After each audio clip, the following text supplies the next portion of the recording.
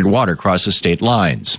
In addition to proving the importance of oversight, the Freedom Industries spill showed how easily weak regulations on one chemical plant can threaten the lives of many Americans. We already know that inadequate safety precautions left 300,000 people without drinking water. Now we know that those weak standards impacted people hundreds of miles away as well. This massive spill is a prime example of why strong federal regulation and enforcement are important, why it takes a federal response to deal with an environmental disaster. Chemical leaks don't stop contaminating waterways at state borders, just like oil spills don't stop having an environmental impact at the state line. That's why we have to come together as a nation to prevent these disasters, to deal with the ones that occur, and to hold the perpetrators accountable. No state can deal with these issues alone. Perhaps someone should remind Republicans about this before they do away with all of our vital environmental regulation. We've already heard about roads that can create solar energy, and thanks to a new discovery, someday we may see roads that clean up pollution. Scientists have found a new type of asphalt that can actually capture and store carbon, and amazingly, it's affordable. These findings were published recently in the journal Applied Materials and Interfaces, and they could provide a way to clean harmful carbon out of our atmosphere. The material was discovered by scientists trying to find ways to keep carbon dioxide from natural gas wells out of our environment.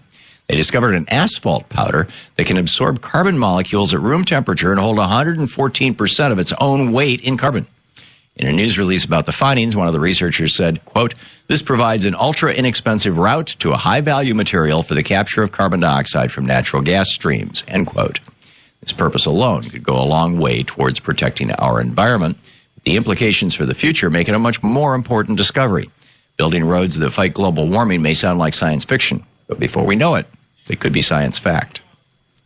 Despite many warnings about Roundup-resistant genetically modified crops, our government has just approved Monsanto's next generation of herbicide-tolerant GMOs. According to EcoWatch.com, last week the U.S. Department of Agriculture approved the sale and planting of dicamba-tolerant cotton and soybeans. Cornell University study found that exposure to the herbicide dicamba can cause serious health issues like shortness of breath, muscle weakness, and changes in the human central nervous system. However, thanks to the USDA, we may soon be exposed to 88 times more dicamba on soybeans and 14 times more on cotton. And the latest genetic modification will likely mean a future of dicamba-resistant weeds, just like the weeds that have become resistant to Roundup. Does it really take a rocket scientist to see how this is going to end? If we keep allowing Monsanto to introduce these herbicide-resistant GMOs, weeds will become more resistant, and we will be exposing ourselves to more potent and powerful and prevalent chemicals. We have to stop this dangerous cycle before it's too late. If you find yourself posting lots of selfies on social media, science says you may be a narcissist. A recent study from The Ohio State University examined 800 men between the ages of 18 and 40. After the participants answered questionnaires about their behavior and social media activity, researchers were able to determine the link between posting pictures of yourself and narcissistic behavior. The lead author of the study, Jesse Fox, said, "It's not surprising that men who post a lot of selfies and spend more time editing them are narcissistic, but this is the first time it has actually been confirmed in a study. Posting the occasional self-portrait is normal, but posting a constant stream of selfies might be a sign of mental illness. Or it may just be a sign that some of us are spending way too much time with smartphones and computers." And finally, if you've been priced out of the market for today's electric vehicles, Chevy may have a plan for your next car purchase. General Motors has released their new plan for the Bolt, which is their concept electric car designed for attainability, not exclusivity. In other words, the Bolt may soon be Chevy's electric vehicle for the masses. The new vehicle will also have the ability to self-park once the driver is out of the car and let us use an app to direct the car to return and pick us up at the same location. The Bolt will have a 200-mile extended range that should give buyers comfort about being stranded, and it will compete with Tesla's Model 3, which will have a similar price tag. At $30,000, the Bolt and the Model 3 are still somewhat pricey, but they're thousands cheaper than current electric models, and they will help more Americans make the switch to green vehicles. Mary Barra, the new chief executive of General Motors, said, "Chevrolet believes electrification is a pillar of future transportation and needs to be affordable for a wider segment of customers. Just like Nissan's electric Leaf and Tesla's Model 3, The Bolt will put electric vehicles into the hands of millions more Americans and help our nation take a big step toward a cleaner, greener future. And that's the way it is for the week of January 19th, 2015. I'm Tom Hartman on Science and Green News.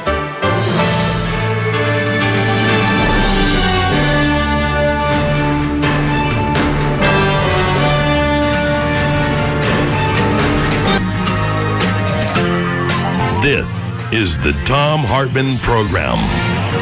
Greetings, my friends, patriots, lovers of democracy, truth, and justice, believers in peace, freedom, and the American way. Tom Hartman here with you, and in the studio with me, Neil McCabe, conservative columnist at townhall.com and editor of the Washington Mercury news site, washingtonmercury.com. And that's a new gig. You know, you did that. This is like the last time you were here. You just started that. Yeah, right? exactly. Yeah. And it's a great little site, and we hope to do some amazing things with it. Cool. So the president is going to give a State of the Union address tonight, and part of this is about dealing with basically poverty in the United States. I mean, we've got half of all school children in the United States living below the poverty level. Yes. This is not a good thing. It's a terrible thing, and probably we should kickstart that economy and maybe pull some people out of poverty, as we saw in India and China, where liberal economic policies. Liberal as in Gladstone. Deregulated, yeah. Well, I would argue strongly that we would not see that China would not be the way it is, and India for that matter. Although India took a slightly different path, more electronic, more customer service because they speak English. I mean, sure, that was Jack Welch's epiphany in '82, I think it was. Yeah. But that basically wouldn't have happened without our insane trade policy. But here's just some things that I think the president is trying to address in his State of the Union address tonight. Since 1980, the income of the bottom 90% of Americans has increased $303. This is since Reagan became president, 1%. Sure. The top 1%'s income has more than doubled, increasing by about $500,000. But the top 1/10 has quadrupled their income to $22 million. They used to make around $5 million. Well, I mean, the wealthy and their taxes have gone down. The Mitt Romney loophole is just hugely, extensively used by people with incomes over $1 million. Well, the wealthy have done very well under Obama, and I think that's why they support him and his policies. I'm saying since 1980. But I think one of the things that you have to remember, Tom, is that yes, you talk about the 1%.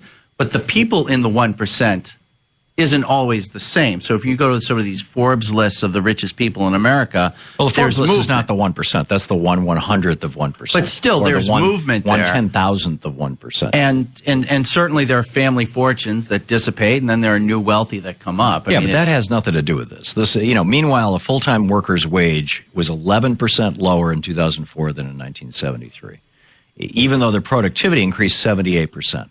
I mean, Reaganomics has flipped our economy on its head. It used to be that as our economy grew and companies did better, companies were more profitable, that workers saw. I mean, I remember the 80s. I mean, I lived through the 80s. I worked in the 80s. Me too. The 80s were great for me personally, and they were great for everyone I knew. The 80s were fine. It takes a decade or two for and large even, macroeconomic things like huge tax cuts. Even though things stalled out under George H.W. Bush in the first term of Clinton, as soon as Newt Gingrich came in, Gingrich and Clinton got together, and then you had another boom in 95. None of that has to do with personalities. You know that. These have to do with things like the Arabs decide to boycott oil, or the internet gets rolled out. Sure, and there are sunspots. Or somebody somebody develops moves from the transistor to the integrated circuit. But certainly, if the president was concerned about helping the poor, he would know that the poor don't want handouts. The poor want opportunities, and they want jobs, and they want the opportunity to start their own businesses, and then those people who start new businesses want to hire other people, and then I think as a starting point, the poor would like to stop paying more taxes than the rich. This from the New York Times today, Charles Blow's column. In 2015, the poorest fifth of Americans will pay on average 10.9% of their income in state and local taxes. The middle fifth pay 9%. Yeah. The top 1% average 5%. So the top 1% pay a little less than half as much in state and local taxes as the bottom 20% of Americans. Well, and that's when not amounts, though. I mean, like just talking to the federal government, the top 1% pay what? 30 to 40% of the revenues? It's between 32 and 36% for federal taxes. But, okay, so that number is part of the Rush Limbaugh big lie. I mean, that number no, is it's true. It's it is in that. And first of all, I think the numbers are a few years old. It's probably gotten worse. Who knows? But it doesn't count the fact that A, the rich are making more than anybody else, so they've got more, so they should be paying more taxes. B, most of the truly rich, I mean, those statistics apply to the top 1% or maybe the top 5% or whatever. I mean, they carefully choose the slice they want. If you really want to talk about, to be in the 1% in the United States, you have to make $300,000 a year. That's your brain surgeons, your rocket scientists. That is not the rich. I'm sorry. That's the high end of the upper middle class. Sure. You don't see somebody with $300,000 a year income having a 25-bedroom mansion. I'll tell you this. I would say that's basically the Dick Van Dyke Show. That's Rob Petrie in his neighborhood.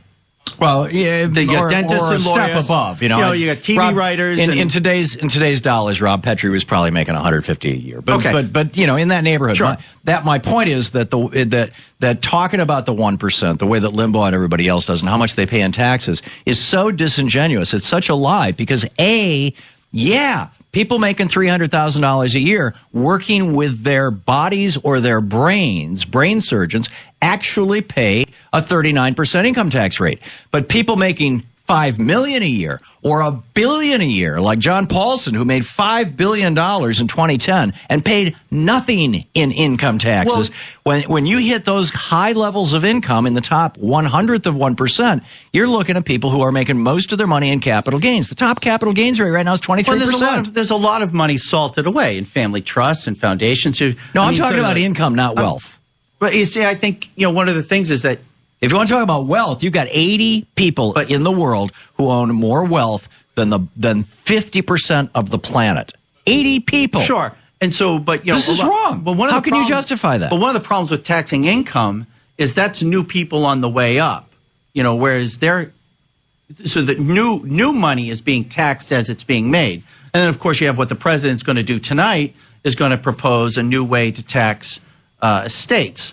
Yeah, which is this from the which I know you adore from today's Financial Times. The Congressional Budget Office estimated in 2013 that 93% of the benefits from the preferential tax treatment of capital gains. That's how really rich people earn their money, and it doesn't show up in that 36% statistic that Limbaugh and everybody on the right quotes because they're only quoting payroll. Right? They're not quoting capital gains. The CBO estimates in 2013 that 93% of the benefits in the preferential tax treatment of capital gains flowed to the richest 20% of Americans, and a full 68% of the benefits went to the top 1%. And then they say, money raised from the changes in the way capital gains are taxed would be funneled into initiatives to ease the tax burden on the middle class, provide a new credit for families where both spouses work, for example, and expand the incentives for child care. What's wrong with that? Why should Mitt Romney not pay the exact same income tax rate that the guy who cuts his hair does? Well, I think capital gains has to be a separate category, but I think it's not a separate category because it's how most rich people take their money. But if you're just going to tax money as money, then drop the capital gains rate, and then drop everybody. No, you tax income as income. Capital gains is income, just like labor is. Well, we like capital. We do want people to invest. No, if people are going to invest, whether capital gains, Reagan actually is the saint of this. In 1986, he equalized them. Capital gains and ordinary income were the exact same rate. Would you take the 86 deal again? No, because it was 28%. It was stupid. But at least he got capital gains from 20% up to 28%, while he took ordinary income from 74% down to 28%. But the other amazing thing that he did, Tom, is that by getting rid of by flattening things out, he destroyed the American middle class. Well, he also put lobbyists out of business, and all the people who sell. That's why there's not the reason why 35. There were only 800 registered lobbyists in this town when Reagan came into town. There's 34,000. Well, the reason why you want tax rate to be high is because nobody really pays those high rates, and then you can sell the breaks. People actually because there's deferred compensation. Even in the 50s, there was deferred compensation. Hang on just a second. This is the Tom Hartman Program. Neil McCabe is with us. You still around? Absolutely, sure. Okay. WashingtonMercury.com. We'll be right back.